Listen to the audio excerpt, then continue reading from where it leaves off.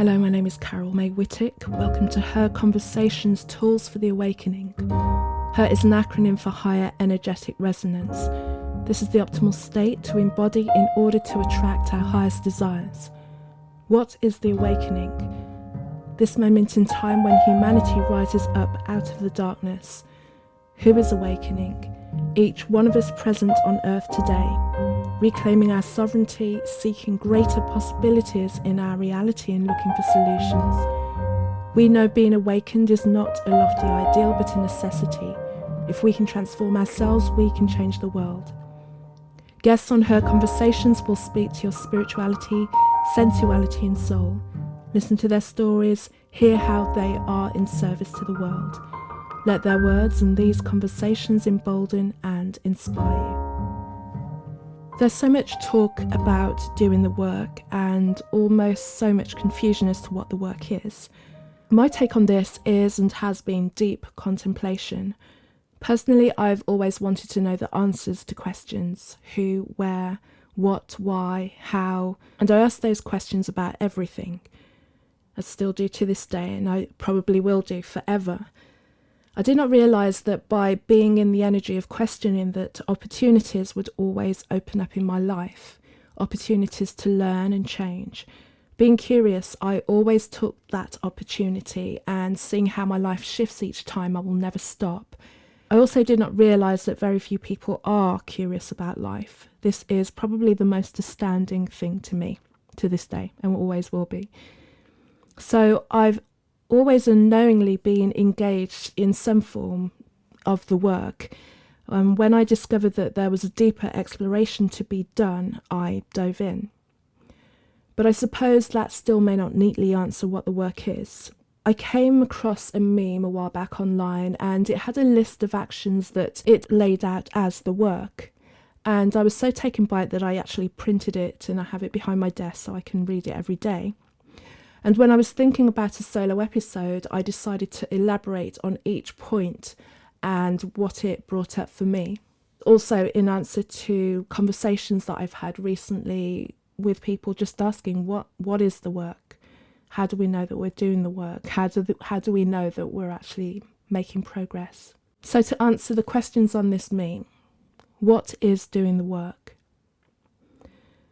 Keeping your vibrations high is doing the work. So find what lights you up and makes you feel alive and inspired. That could be good food, music, conversation, exercise. You don't have to immediately dive into the deep spiritual investigation, but be focused on maintaining an equilibrium of good feelings and gratitude. This is not to bypass feeling low because of the things that affect our lives, but to demonstrate to yourself that whatever state you are in is temporary and transmutable. People get stuck, particularly in heavier emotions. Loss and grief require longer processing, and that timeline is different for each of us. But even while dealing with those, you know you have the power and the tools to shift your mood, even if it's only temporarily. You doing the research and educating yourself is doing the work. So we are succumbing to a lot of psychological attacks and being hoodwinked simply because we are poorly educated. Knowledge and the pursuit of it should be a lifelong and self-rewarded exercise. And unfortunately, many believe that without an external acknowledgement of grades, certificates, letters after your name, that the learning is meritless. Also, too many people are afraid of learning the wrong things. The journey to betterment will be filled with falsities and dead ends, but this is no reason to give up. The more you dig, the more you learn, and you start to see patterns. You connect your own dots. You are unafraid to ask questions, wipe the slate clean and start again. So what if you learned what you perceived to be the wrong thing, or you were deceived? Once bitten, twice shy. Intelligence is not, as we have been led to believe, about memorization and regurgitation, although that is what society has come to believe. Intelligence and a good education includes, but is not limited to, recognizing fallacies, developing discernment, logic, creation, none of which is encouraged in mainstream learning. And ask yourself why. You listening to your intuition is doing the work. So that gut feeling, that instinct, that knowledge is with you constantly. The cues are initially quiet and very subtle. And we all have a sense of something that told us to pause or do things in a different way. And too many times we override our senses because the thoughts were too random or were the opposite of what the majority was doing. And then later we find out, usually to our cost, that we were right all along. However, it usually takes a few learning moments before we start to take notice of what our intuition is guiding us to do. When you do take the chance and tap into what you are being shown and start to rely on this, the knowing and the voice gets stronger. You develop trust in your intuition. You develop unshakable confidence that will never lead you astray. Imagine moving through your life and exuding the energy of divine guidance. You staying grounded and focused is doing the work. It is overly apparent that there is turmoil happening all over the world. So much of what we rely on is being compromised, and there are more challenges ahead. Food, money, war, disease, and our basic freedoms are under attack. While it is wise to stay knowledgeable about what's happening, it's also possible to become overwhelmed by the fear of what is and what potentially could be.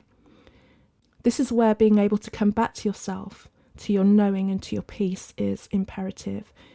Whatever this looks like for you, meditation, prayer, journaling, being in nature, or just turning off the devices that feed you this information. Also, make a plan. What do you want your life to look like? Whom do you want to be? What can you contribute? The world could be burning, but if you are focused on your goal, that wouldn't really matter. You taking aligned action is doing the work. Following on from the previous point, if you know what you want, what are you going to do about it? There's more to it about knowing what you want. It's then taking steps daily to make what you want to become a reality.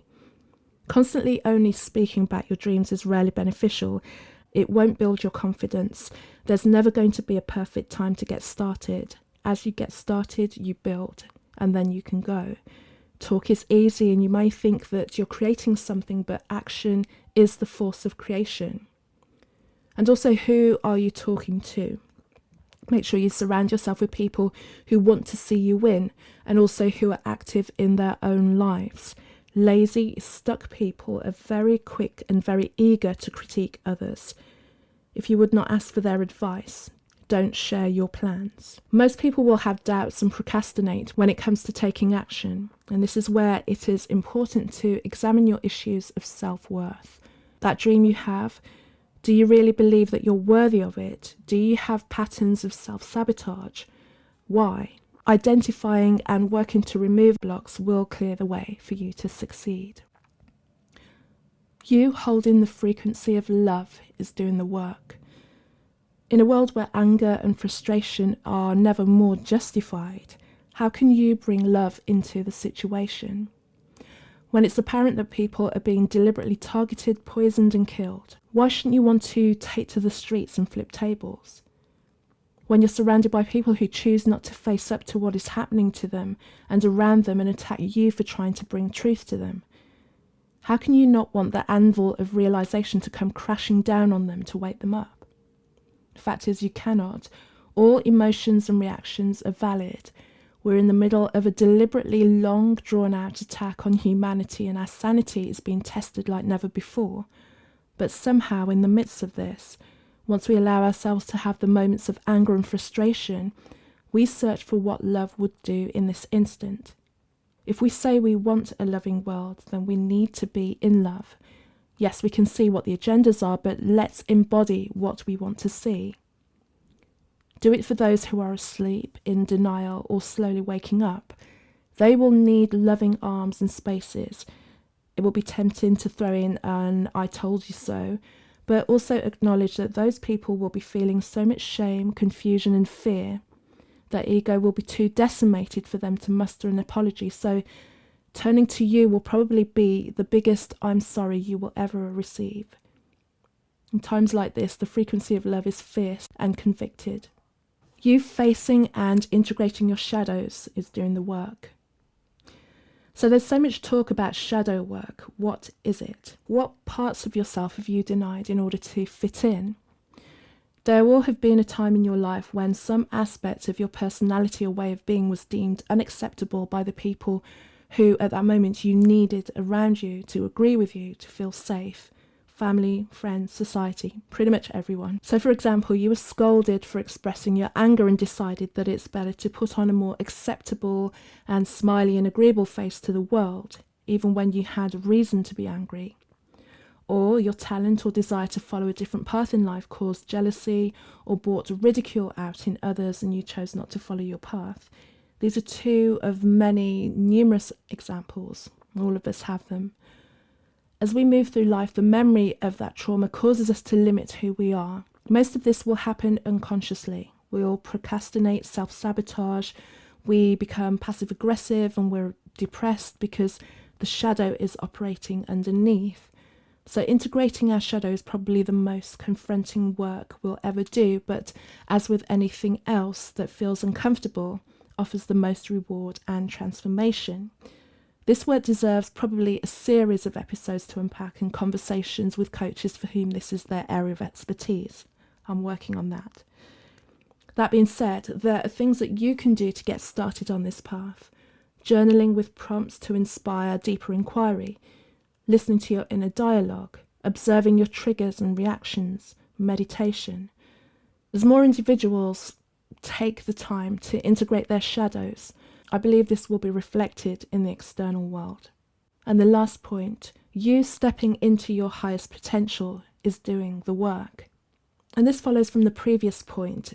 As your shadow is integrated, your vision is cleared and your willingness to step into your greatness is met with joy, energy and deservedness. Consistency, discipline, diligence, patience, believing that what is for you is yours and will not pass you by. So ask yourself, who can you be? What do you want for yourself? What is the story you want to be able to tell at the end of your life? How can you be yourself unfiltered all the time? When you have a clear vision and a purpose and a journey towards it with joy, life becomes a great adventure. Do you want that? Do the work.